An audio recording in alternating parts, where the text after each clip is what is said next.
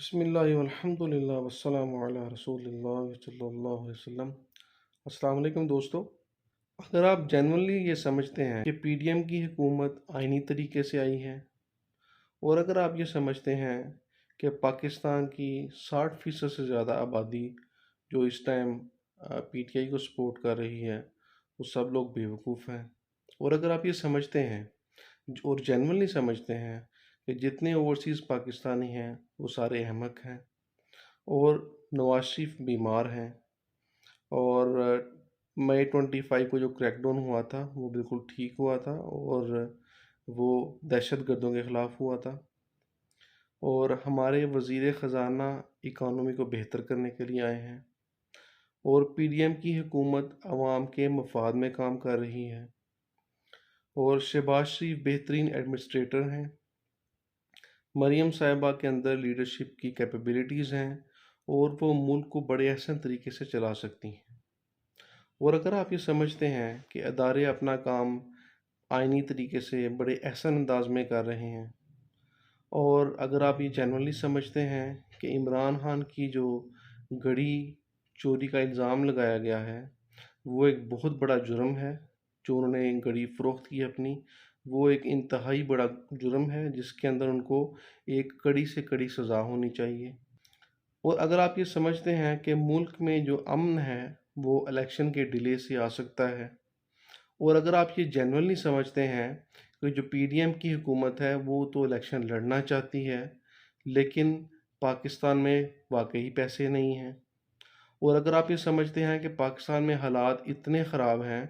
کہ کوئی بھی پولیس یا ادارہ جو الیکشن ہے اس میں سیکیورٹی نہیں دے سکتا، اور اگر آپ یہ جنرلی سمجھتے ہیں کہ صحافیوں کے ساتھ جو آج کل ہو رہا ہے وہ ٹھیک ہو رہا ہے، اور اگر آپ یہ جنرلی سمجھتے ہیں کہ جو اعظم سواتی اور شہباز گل کے ساتھ ہوا وہ ٹھیک ہوا، اور اگر آپ یہ سمجھتے ہیں کہ جو ارشد شریف کا قتل ہے یا جو ان کو شہید کیا گیا وہ مسٹیکنلی کیا گیا تھا، اور اگر آپ یہ جنرلی سمجھتے ہیں کہ راجہ ریاض ایک بہترین اور جینون اور آئینی اپوزیشن لیڈر ہیں، اور اگر آپ یہ سمجھتے ہیں کہ پی ڈی ایم کی حکومت جو آئینی ترمیم کر رہی ہے وہ ملکی مفاد میں کر رہی ہے، اور اگر آپ یہ سمجھتے ہیں کہ فضل الرحمان مولانا ہیں، اور اگر آپ یہ سمجھتے ہیں کہ Pakistan Peoples Party P D M کا حصہ نہیں ہے، اور اگر آپ یہ سمجھتے ہیں کہ جو مریم نواز ہیں وہ حکومت کا حصہ نہیں ہے، اگر آپ یہ جنرلی سمجھتے ہیں کہ جو ہمارے وزیر خارجہ ہیں بلاول صاحب پچھلے 1 سال سے بیشتر حصہ انہوں نے پاکستان سے باہر گزارا ہے اور وہ اس لیے کر رہے ہیں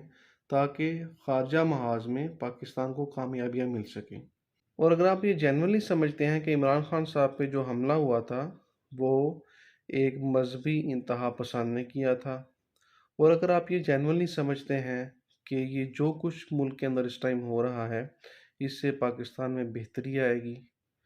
تو پھر میں آپ سے دلی طور پہ ریکویسٹ کروں گا، بلکہ میں آپ سے درد مندانہ ریکویسٹ کروں گا کہ آپ فوری طور پہ کسی سائیکیٹرسٹ کو چیک کروائیں، کیونکہ اگر آپ ان چیزوں پہ بلیو کرتے ہیں تو you are not a normal person, اور کبھی امکان ہے کہ آپ کو کوئی ذہنی مسئلہ ہے، کیونکہ ایک سطحی ذہن کے بندے کو بھی یہ چیزیں واضح طور پہ نظر آ رہی ہیں، اور اس کو بالکل یہ پتہ چل جانا چاہیے کہ جو ہمارے ملک کے حالات ہیں یہ کیوں خراب ہو رہے ہیں، یہ کس کی وجہ سے خراب ہو رہے ہیں، اور یہ کون کروا رہا ہے، اور اس کا انجام کیا ہو سکتا ہے۔ بہرحال اگر ڈاکٹر کے پاس آپ جائیں وہ آپ کو وقتی طور پہ کلیئر بھی ڈکلیئر کر دے تو پھر آپ کو یہ سوچنا پڑے گا کہ پھر دوسری ریزن جو ہو سکتی ہے، اگر آپ ان سب چیزوں پر یقین رکھتے ہیں واقعی، تو پھر ہو سکتا ہے کہ آپ نے حرام کا لقمہ کھایا ہو، کیونکہ کوئی حلال کے لقمے والا بندہ اس کو اتنی بات تو سمجھ آ جانی چاہیے، اور اگر یہ بھی بات نہیں ہے تو پھر تیسری ایک بات جینون ہے،